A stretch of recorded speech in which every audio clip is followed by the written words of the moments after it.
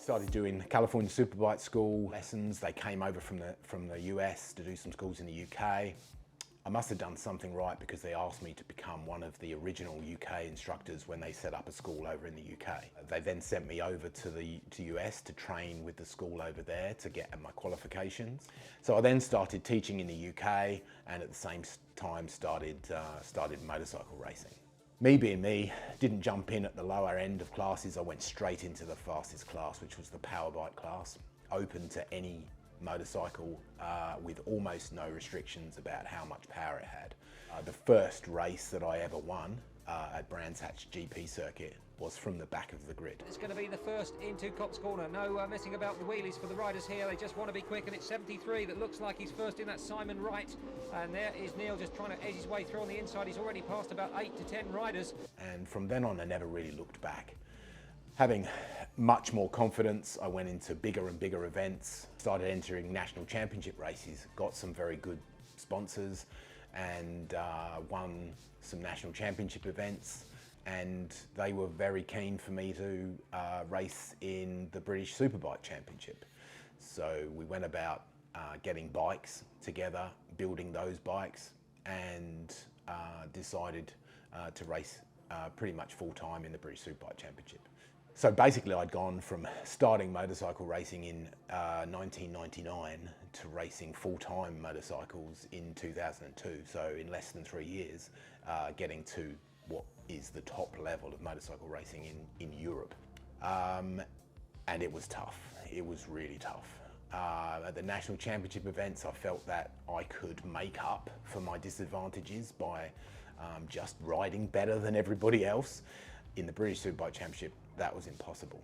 They're all amazing riders, all with no disadvantages, with almost unlimited budgets. So we struggled. We really did struggle. So we took on Pirelli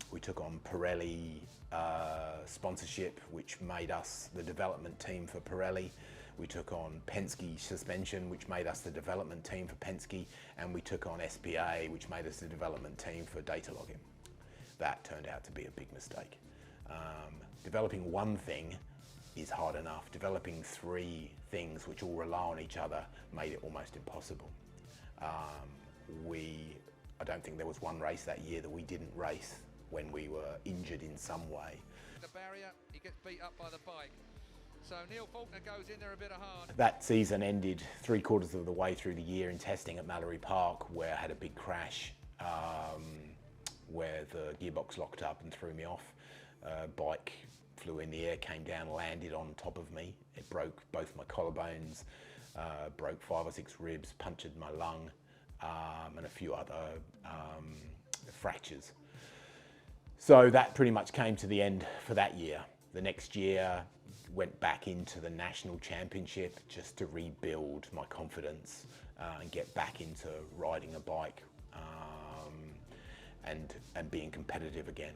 With new sponsors, they were also keen for us to go back into the Superbike Championship, this time with a different bike, back on a Yamaha, which was something I knew. We bought an ex-factory bike.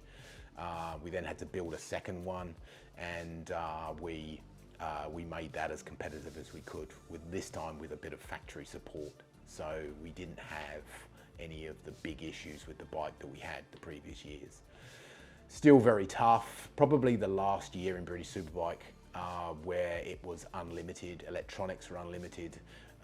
Michelin pulled out of MotoGP and came to the British Superbike Championship with Honda. Honda pulled out of World Superbike and came to the British Championship. So we had some of the biggest names in motorcycle racing come into the British Superbike Championship that year. So made it very, very tough.